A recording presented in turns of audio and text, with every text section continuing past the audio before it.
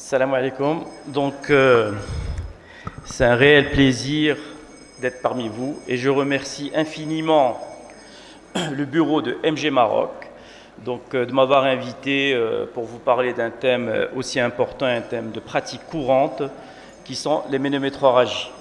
Donc, je vous félicite pour votre congrès, pour votre 6e congrès national. Et donc, c'est la première fois que je suis avec vous et j'en suis heureux. Donc, merci beaucoup et Allah yakmel bi khair, Allah yarham al walidin. Comme dit une amie à moi, peut-être que vous connaissez, qui s'appelle Dr Abou Kouima. Donc, les ménométrorragies. Les ménométrorragies, donc c'est vrai que c'est un sujet qui est assez fréquent et qui pose de temps en temps pas mal de petits soucis. Et donc, il faut que ça soit une prise en charge qui soit bien codifiée pour ne pas passer à côté d'urgences qui peuvent être éventuellement vitales. Donc, mon topo va être sous forme de, je dirais, il y aura un peu de littérature, et après, je vais passer des séquences vidéo. Alors, la prévalence. La prévalence de ces ménométrorragies, donc vous savez très bien que c'est à peu près 10% des consultations en gynécologie, donc c'est très fréquent. C'est 5 à 20% de femmes qui consultent à peu près pour ce problème-là.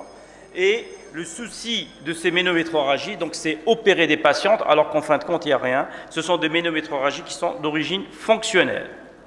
Un petit peu de définition, qu'est-ce que c'est qu'une métrorragie? Qu'est-ce que c'est qu'une ménorragie? Ça vous le connaissez, mais c'est bien de le rappeler. La ménorragie, donc ce sont des règles abondantes, en durée, en quantité. Les métrorragies, c'est le saignement dehors des règles. Et après, il y a l'association des deux. Donc ça saigne beaucoup.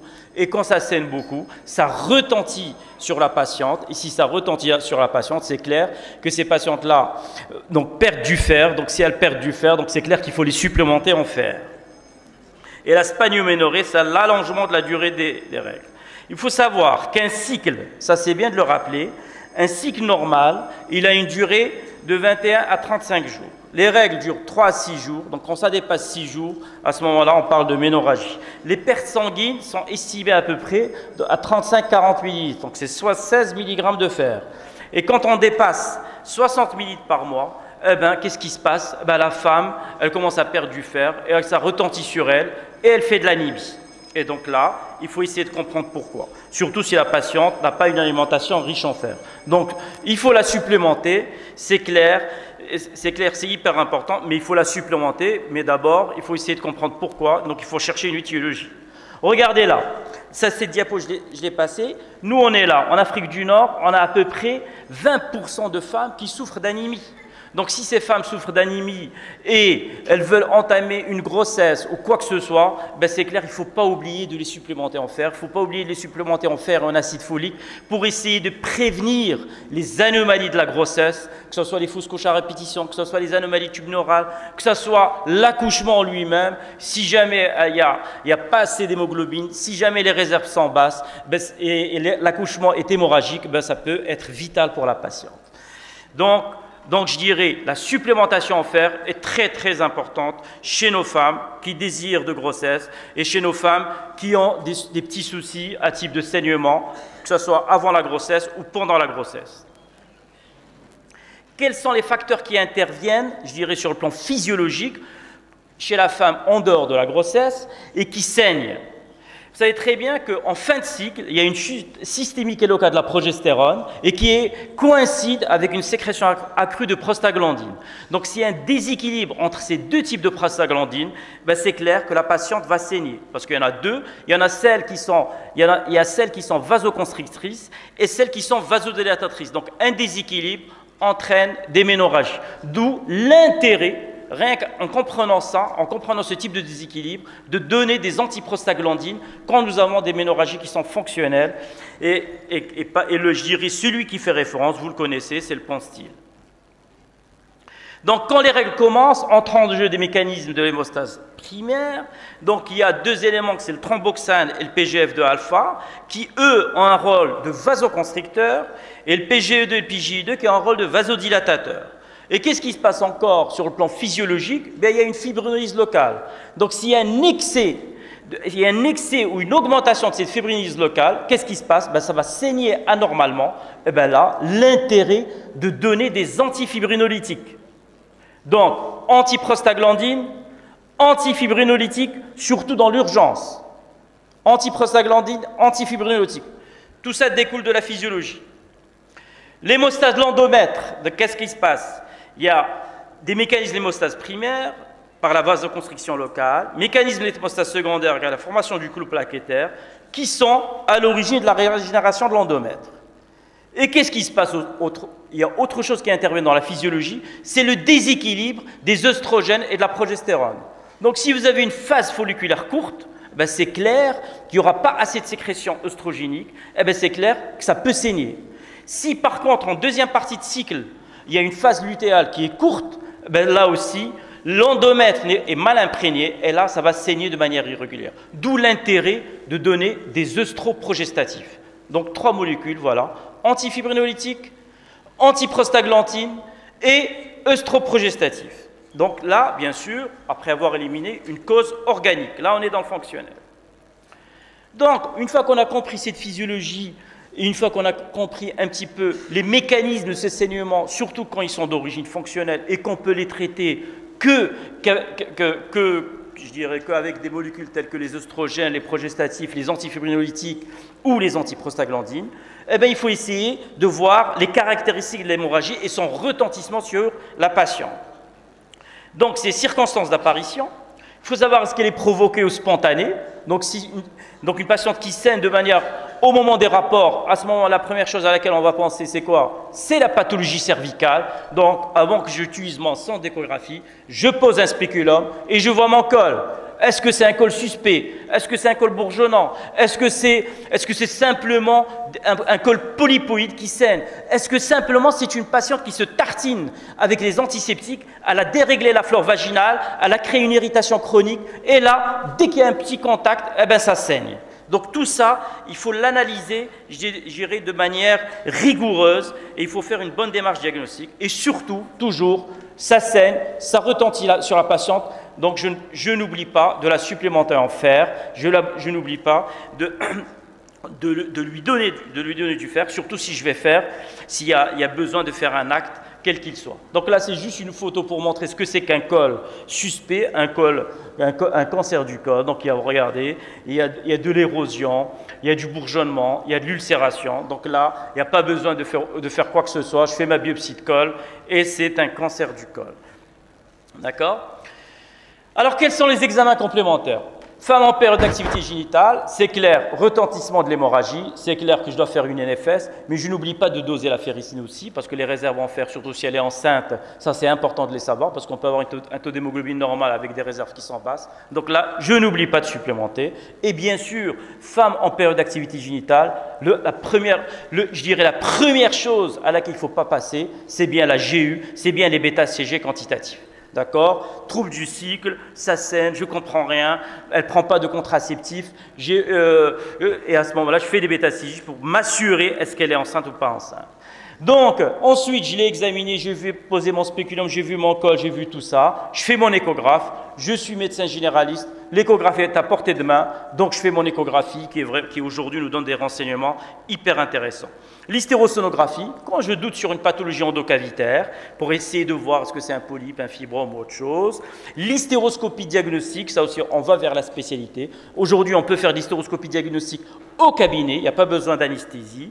Et l'IRM, je dis toujours quand je fais ce topo, l'IRM c'est pour les riches. Aujourd'hui, on arrive avec notre échographe et surtout l'amélioration des machines, l'amélioration des sondes, on arrive à faire d'excellents diagnostics et on n'a pas besoin d'aller plus loin, que ce soit pour la pathologie endocavitaire, pour la pathologie myométriale, pour la pathologie annexielle. Pour la pathologie annexielle, les kystes, on arrive à les analyser. La seule chose qu'il y a, c'est qu'il faut bien connaître la sémiologie échographique, je dirais, pour évoquer un diagnostic quel qu'il soit.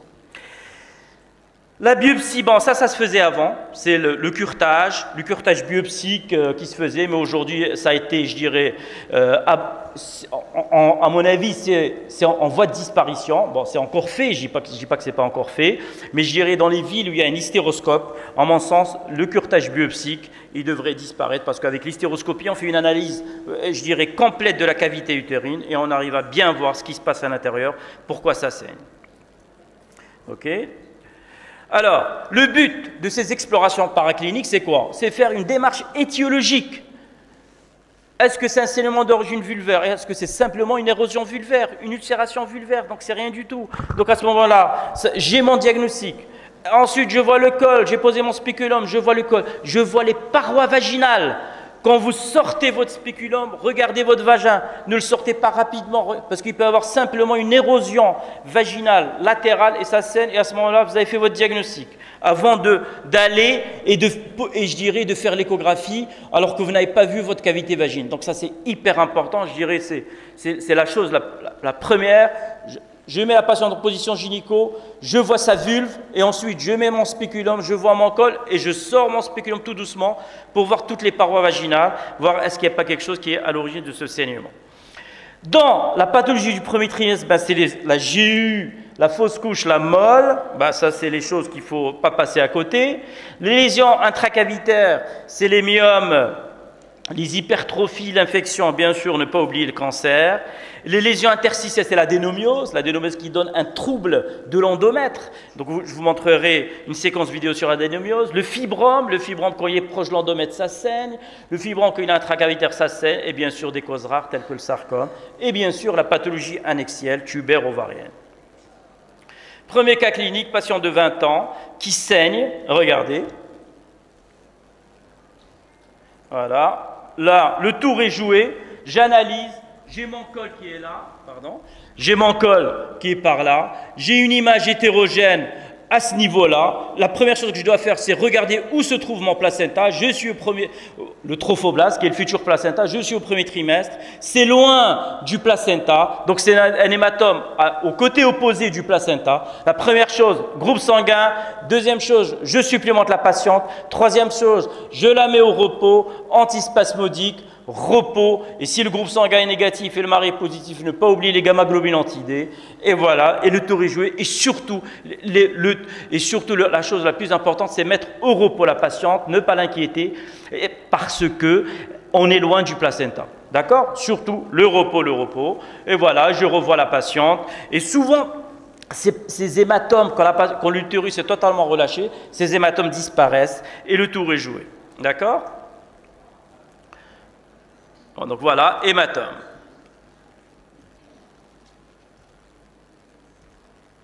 Patient de 45 ans qui a 3 enfants qui saignent. Regardez, elle a 45 ans, elle saigne. Donc ça c'est une vieille machine, et regardez avec la vieille machine.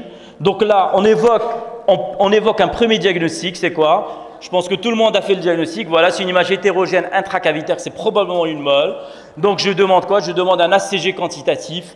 Et le tour est joué. À la 45 ans, qu'est-ce que je dois faire? Je dois évacuer d'abord pour confirmer cette molle. Donc j'évacue, j'aspire, je vérifie son groupe sanguin, bien sûr. Si y a un retentissement, je la supplémente. Et surtout, et donc, je dois contrôler et je dois faire un deuxième curetage si vraiment il y a une rétention. Autre chose, et surtout hyper important, surveillance de la CG dans la molle. Alors cette surveillance, elle est hebdomadaire jusqu'à négativation. Et après, c'est suivant, on ne va pas s'étaler. Après, suivant le type de molle, soit ça dure 6 mois, soit ça dure 12 mois. Et parce qu'il y a des risques de récidive, il y a des risques de complications telles que corieux et autre chose. D'accord? Autre cas clinique. Patient de 26 ans, regardez, ça c'est une histoire malheureuse. Salpingectomie droite par l'apport en juin 2006. Donc elle a perdu sa trempe, elle a une placie tubaire gauche célio, elle a des facteurs de risque. Elle est jeune, elle ne prend pas de contraception. Premier diagnostic que je vais évoquer, c'est la GU si elle saigne, c'est clair, bêta-HCG. Et cette patiente-là, le gros problème chez elle, c'est la prise en charge. Parce que récidive, ventre chirurgical, donc logiquement c'est une salpingectomie. Regardez l'endomètre, et l'image latéro-utérine, elle est là. Voilà, l'image latéro-utérine, c'était une GU avec un petit épanchement. On a fait la cellio. Heureusement, cette patiente, bon, l'épanchement est pas mal. C'était un avortement tubo-abdominal, mais malgré qu'on ait conservé la trempe, qu'on ait vérifié que cette trempe était, je dirais, était intacte en péropératoire. Voilà l'avortement, donc il est là. Donc la trempe, elle est là. Donc l'avortement tubo-abdominal. Donc qu'est-ce qu'on a fait? Eh ben, on a lavé, on a bien lavé cette trempe, on a évacué, mais malheureusement elle a encore récidivé, elle a encore fait une autre GU. Et donc cette patiente, elle a fini par avoir une salpingectomie bilatérale. Après elle est passée bien sûr en fécondation in vitro. Donc jeune, malheureuse, et vous savez très bien que la fécondation ça coûte cher. Donc c'est pas évident. Mais essentiel, il faut vraiment, je dirais, la démarche diagnostique et thérapeutique est hyper importante, surtout chez ces patientes-là, chez qui il y a un fort désir de grossesse. Patient de 75 ans. Patient de 75 ans qui saigne, donc la première chose que je vais évoquer, c'est bien sûr, je vais pas attendre de faire l'échographie. Là, je vous montre l'échographie, c'est juste parce que c'est un cas anecdotique. Regardez la vessie, la muqueuse vésicale, regardez l'utérus, ça prend le Doppler. Et regardez, il y a une érosion de la paroi antérieure vaginale. Il y a une fistule entre la vessie et cette paroi antérieure vaginale. Donc, c'est un cancer du col qui a tellement évolué et qui a érodé cette partie antérieure. Donc là, le spéculum, biopsie et j'ai fait mon diagnostic. Patient de 56 ans qui saigne. Là aussi, regardez, hypertrophie endométriale. Regardez l'endomètre, le myomètre. Regardez cet endomètre, d'accord? Il prend le Doppler couleur. Donc un endomètre qui prend comme ça le Doppler couleur et qui est, je dirais, qui est légèrement hétérogène. Donc la première chose à laquelle je vais penser, c'est probablement le cancer de l'endomètre. D'accord? Donc qu'est-ce que je vais faire? Je vais faire une hystéroscopie. Bon là, c'est vrai que même avec un curetage, je peux ramener du matériel et renvoyer un anapathe. Mais si c'est un petit néo, à mon avis, l'hystéroscopie elle nous guide et on voit très bien, j'irai ce qu'il faut enlever et on a fait le diagnostic de cancer de l'endomètre. Regardez l'image hystéroscopique, cet aspect, regardez, cet aspect qui est polypoïde avec des vaisseaux qui sont épais, qui sont là. C'est ce qu'on voyait au Doppler. Et on a fait une résection de tout ça. Ça a confirmé le cancer de l'endomètre. Et cette patiente a été opérée, hystérectomie, curage, et ainsi de suite. Regardez, patiente de 29 ans qui saigne. Là aussi, le tour est joué. Je pense que tout le monde a fait le diagnostic. C'est une image latéro-utérine qui plonge dans l'ovaire avec des cloisons fines à l'intérieur, vascularisation périphérique. C'est quoi? C'est un kyste fonctionnel hémorragique. Qu'est-ce que je fais? Je revois la patiente pendant les règles, ça peut disparaître, ou je la mets sous œstroprogestatif, de préférence 30 gamma, parce que ça bloque mieux les 30 gamma des ovaires. Et souvent, je dirais, il n'y a pas de souci. Donc, kyste fonctionnel, hémorragique, œstroprogestatif 30 gamma, d'accord, d'éthylène-estradiol. Ensuite, je revois la patiente pendant les règles et souvent ça disparaît en un mois. La seule chose, bien sûr, risque de torsion, risque de rupture. Donc, j'essaye de convaincre la patiente pour qu'elle ne fasse pas un mouvement brutal, quoi que ce soit, qui peut, parce qu'il y a un effet pesanteur sur l'ovaire. Patient de 35 ans, la même chose, qui saigne. Regardez, kyste endométriosique, cloison épaisse, liquide épais à l'intérieur, c'est finement échogène, endométriose ovarienne, ça aussi, ça donne des troubles du cycle. Donc là, ça c'est des gros kystes comme ça, eh ben, c'est clair qu'il faut les opérer. Et ensuite, ne pas oublier de les mettre sous analogue de l'HRH en post-opératoire pour, pour prévenir la récidive de cette endométriose. Patient de 43 ans qui saigne, regardez, là aussi une image intracavitaire, plein dans la cavité, c'était un fibrome avec un condom. Donc qu'est-ce qu'il faut faire? Là aussi c'est un peu malheureux d'aller ouvrir et de faire une césarienne pour ouvrir ce fibrome. Je passe par hystéroscopie et j'enlève ce fibrome intracavitaire. D'accord? Voilà, ça c'est juste pour vous montrer la classification de quels sont les fibromes qui saignent, le type 0, le type 1, le type 2 et le type 3. Pourquoi? Parce qu'ils sont proches de l'endomètre et le type 2-5. D'accord? Ça c'est les fibromes qui saignent et qu'il faut opérer, qu'il faut prendre en charge. Patient de 42 ans qui a 3 enfants. Regardez ça. Voilà. 42 ans qui a 3 enfants, c'est un petit peu sombre, mais regardez cet endomètre. Il est irrégulier, on a du mal à le suivre. Il y a des images anéchogènes intramyométriales, d'accord? Images anéchogènes intramyométriales, elle a un endomètre qui est irrégulier, on a du mal à le suivre. Après, qu'est-ce que j'ai fait? J'ai essayé de faire une reconstruction 3D. Regardez, j'ai mis tout l'utérus et tout l'endomètre dans cette boîte. J'ai fait ma reconstruction et aujourd'hui, grâce à l'évolution des machines, regardez qu'est-ce que ça me donne. Ça me donne une vieille image hystérographique en arbre mort. Vous avez vu? Ça, c'est l'endomètre. C'est irrégulier, c'est spiculé, c'est microdiverticulaire. C'est vraiment l'adénomiose, je dirais hystérographie, et qu'aujourd'hui, on a grâce aux nouvelles machines d'échographie. Donc, adénomiose, aujourd'hui, on arrive à faire le diagnostic sans souci grâce à l'échographie. Et elle, pourquoi l'adénomiose saigne? Parce que irrégularité endométriale. 46 ans. Là aussi, j'ai une image hypoéchogène. Je ne sais pas ce que c'est. C'est un fibrome. Maintenant, qu'est-ce que je vais faire? Je peux faire un examen qui est différent de l'hystéroscopie, qu'on appelle l'hystérosonographie, pour caractériser quel type de fibrome. C'était un fibrome sous-muqueux. Voilà, c'est un type 2. Pourquoi? Parce que la plus grande partie du fibrome, elle est interstitielle. Donc, grâce à l'hystérosonographie. L'IRM est intéressante, je dirais vraiment quand on a un doute sur un sarcome, dans un bilan d'extension de cancer du col, dans l'adénomiose quand on a du mal grâce à l'échographie, ça peut être intéressant. Et dans bien sûr la pathologie anaxielle, qu'on n'arrive pas à faire, je dirais, la distinction sur un ovaire, sur un kyste de l'ovaire à l'échographie. Donc l'hystéroscopie, comme je vous ai expliqué, la pathologie endocavitaire, polype, fibrome, hyperplasie, souvent associée à la célioscopie. L'hystéroscopie, on a vu une séquence tout à l'heure, on revoit une autre séquence.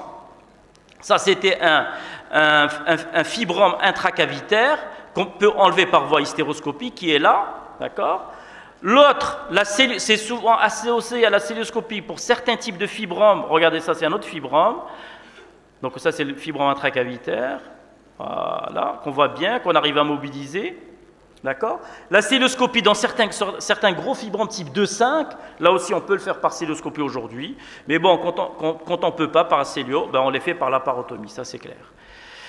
Donc, dans la prise en charge thérapeutique de ces ménométrorragies, et une fois qu'on a fait le diagnostic, une fois qu'on a fait une bonne exploration, eh ben c'est quoi? Ça peut être soit un traitement médical, soit un traitement chirurgical. Traitement médical, on verra plus tard. Le traitement chirurgical, on en a déjà parlé, c'est l'hystéro, la célio et la laparotomie, quand on ne sait pas ou quand on ne peut pas. Alors, les autres traitements, c'est l'embolisation, alors dans des cas rares, de malformations artério-veineuses. Dans le myome, il y a des gens qui les embolisent. Maintenant, ce n'est pas fait de manière courante chez nous, mais ça fait partie des traitements. Le traitement médical, c'est les progestatifs, les œstroprogestatifs, le Mirena, n'oubliez pas le Mirena, dans certaines hypertrophies endométriales et l'adénomiose, les antifibrinolytiques dont j'ai parlé tout à l'heure, les AINS, les antiprostaglandines, les analogues de LHRH et les modulateurs sélectifs de récepteurs de la progestérone qu'on appelle ESMIA dans les fibromes, mais qui n'existent pas encore au Maroc, qui entraînent une myolyse du fibrome et ça peut être intéressant dans les utérus polymyémateux. En préopératoire aujourd'hui, c'est validé en préopératoire, ça donne une diminution du volume des fibromes et ensuite on opère ces patientes, je dirais de manière beaucoup plus simple et ça saigne beaucoup moins grâce à ce nouveau produit qui est ESMIA. Et ce nouveau produit, il va être utilisé probablement dans l'endométriose parce qu'il y a des essais thérapeutiques et je pense que ça va donner de bons résultats. Dans les ménorrhagies fonctionnelles avec insuffisance lutéale, ben ça tout le monde le sait, c'est les progestatifs. Le seul truc avec les progestatifs, il ne faut pas que je sois trop agressif sur l'endomètre. Pourquoi? Parce que qu'est-ce qui va se passer? Si je suis trop agressif sur l'endomètre, eh ben, je risque d'entraîner une atrophie endométriale. Et à ce moment-là, je ne suis plus dans l'hypertrophie de l'endomètre simple, qui n'est pas organique, qui n'est pas cancéreuse. Je vais être dans l'atrophie, ça va être un saignement par spotting qui va gêner la patiente. Donc, j'y vais doucement. Au départ, je fais 16-25, et ensuite je fais 10-25, et ensuite je fais 6-25. Maintenant, aujourd'hui, les produits qui font référence, c'est des produits qui sont un peu plus puissants que le Dufaston, l'utrogeston, c'est tel Colprone, c'est l'Uténil, et ainsi de suite. D'accord? Et ça peut être en association avec les œstrogènes, parce que de temps en temps, il y a des patients chez qui il n'y a pas une bonne phase folliculaire, ça veut dire qu'il n'y a pas un follicule qui sécrète assez d'œstrogènes. Eh ben, c'est ces patientes-là, de temps en temps, on est obligé de leur donner un petit peu d'œstrogène pour avoir un cycle sans saignement intermenstruel. Les œstroprogestatifs, intérêt cycle anovulatoire, ben, les œstroprogestatifs, on peut donner ce qu'on veut. Il n'y a pas de problème. Le Mirena, alors les indications du Mirena, c'est ça, c'est les ménorrhagies fonctionnelles, c'est l'adénomiose. Ben le Mirena, on peut le laisser. Après, on rajoute des œstrogènes pour quand on veut passer au traitement hormonal substitutif. L'hyperplasie endométriale simple. Et bon, ben, il y a des gens qui disent que ça prévient le cancer de l'endomètre, surtout chez les patientes qui sont sous tamoxifène et qui sont traitées pour un cancer du sein. Donc, c'est un produit qui est, je dirais, qui est assez intéressant.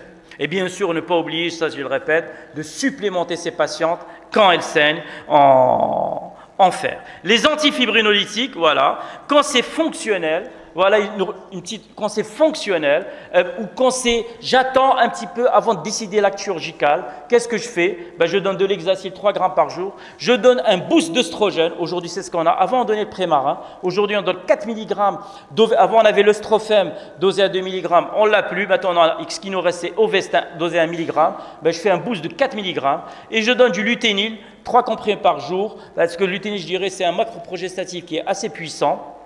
D'accord? Et 3 comprimés par jour pendant 7 jours. Et ensuite, je fais un relais chez ces patientes-là qui ont des hémorragies, je dirais, fonctionnelles ou en préparation à un acte chirurgical parce qu'elle a un fibrome intracavitaire, parce que ça saigne beaucoup. Et je veux que le saignement s'arrête pour que je puisse l'aborder par voie hystéroscopique.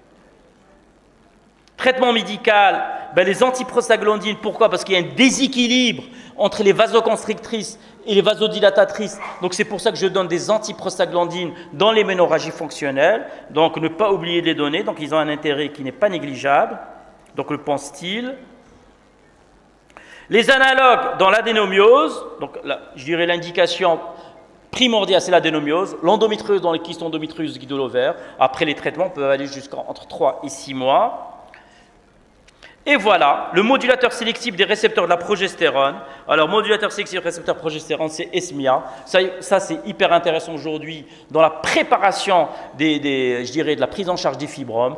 Et c'est des produits qui aujourd'hui peuvent être utilisés jusqu'à 3 mois. Maintenant, il y a des essais thérapeutiques jusqu'à 6 mois, 12 mois. Et j'ai même assisté sur des essais thérapeutiques de 12 mois. Et on voit un utérus polymémateux et qui vraiment tous les fibromes disparaissent. Et ça, c'est extraordinaire avec ce produit. Bon, ça marche chez certaines patientes, mais pas chez toutes les patientes. Voilà, on arrive à la conclusion après ce petit marathon. Donc, la majorité de ces troubles hémorragiques fonctionnels de l'adolescence, surtout parce que ça se voit aussi chez l'adolescence, on peut avoir des troubles du cycle, ils sont résolutifs et souvent c'est dû à une immaturité de l'axe. Donc, il ne faut pas se précipiter. Sauf quand ça saigne beaucoup, à ce moment-là, on peut commencer chez l'adolescente aussi à donner des œstroprogestatifs à 20 gamma-d'éthylènestradiol. Ça peut, il y a des moments où on en a besoin, mais si je dois donner des progestatifs, eh ben, il faut que j'ai une hypertrophie endométriale. Donc il faut vraiment que j'analyse mon endomètre grâce à l'échographie. Bien sûr, chez l'adolescente, ne pas oublier les troubles de l'hémostase. Il y a une pathologie qui est la maladie de Willebrand. Donc dans ce cas-là, prise en charge, bien sûr, par un hématologue. D'accord? Donc, ne pas oublier de doser le facteur 8. Donc, ça, c'est chez l'adolescente, donc ça se voit. Chez la femme ménopausée ou en périménopause, il faut chercher la cause organique ou la cause, à ce moment-là, une fois qu'on a éliminé cette cause organique, ben, à ce moment-là, c'est fonctionnel. Donc, il faut essayer de traiter. Il ne faut pas oublier de bien analyser l'endomètre parce que ça peut être simplement une atrophie endométriale. Et à ce moment-là, on doit supplémenter par des œstrogènes et bien sûr avec un petit peu de progestérone. Et là, on a réglé le problème. Chez les patientes qui sont sous THM, donc elles peuvent être en excès thérapeutique ou en insuffisance thérapeutique. En excès thérapeutique, à ce moment-là, on les a bombardées d'œstrogènes, mais souvent elles se manifestent, elles reviennent chez vous parce qu'elles ont des mastodinies. Et à ce moment-là, il faut baisser les traitements. Et surtout maintenant, on fait vraiment des petites doses chez les patientes sous traitement hormonal de la ménopause. D'accord? Et voilà, donc en conclusion finale, patiente qui saigne, je pose mon spéculum, je vois ma vulve, je vois mon vagin, je vois mon col. Ensuite, je passe à des explorations plus poussées, telles que l'échographie, telles que l'hystéroscopie, telles que l'hystérosonographie, pour voir c'est dû à quoi ce saignement. J'ai le traitement d'urgence, qui sont les antifibrinolytiques, les antiprostaglandines, les progestatifs, les œstroprogestatifs. Et bien sûr, chez la femme, ça saigne et un désir de conception. Ne pas oublier, bien sûr, de la supplémenter en fer et de la préparer à sa grossesse. Ça, c'est clair que c'est hyper important. Vous avez vu le nombre de patientes qui deviennent anémies pendant la grossesse. Et vous savez très bien que le fer plus acide folique, c'est hyper important, que ce soit au premier trimestre, au deuxième trimestre, pour prévenir et pour avoir un accouchement, je dirais, confortable, vu que ça saigne pendant l'accouchement et vu que cette patiente va accueillir son enfant, il faut qu'elle soit en forme pour pouvoir l'allaiter et bien le prendre en charge. Et je vous remercie.